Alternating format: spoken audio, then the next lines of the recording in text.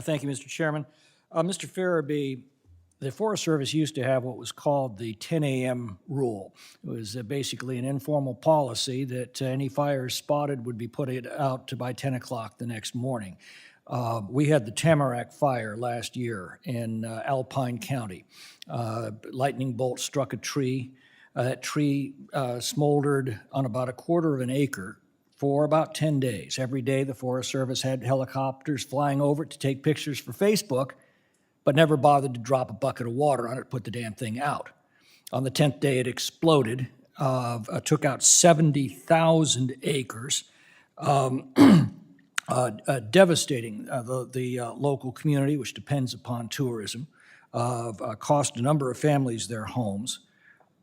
What in the world were you people thinking? So thank you for the question, Ms. Clintock. And I will allow my colleague, Ms. Rivera, to address that.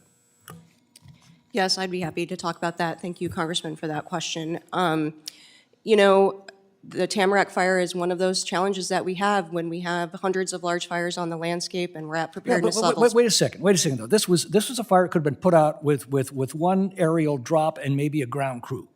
Instead, you allowed it to explode to 70,000 acres. It cost us millions and millions of dollars to combat and did enormous damage not only to the forest but the surrounding communities.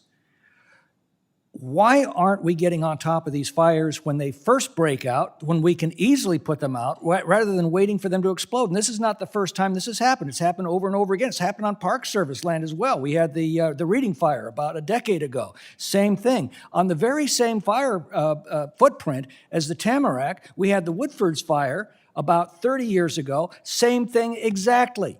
Small fire breaks out. In that case, the local fire department came to put it out and were told to go away by the Forest Service. This is insane.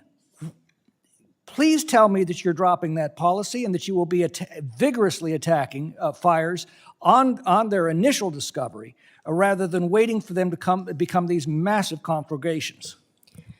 Yes, Congressman, we put out 98% of fires on initial attack. And the Tamarack fire is one of those 2% that we were not able to do that because we were resource limited in the country as a whole. You knew about it. You deliberately sat on it. And again, not the first time this has happened. It's happened over and over again. That was the cause of the disastrous Yellowstone fires in 1988 when the Reagan administration rescinded the let burn policy, and then you put it back after the Reagan administration left.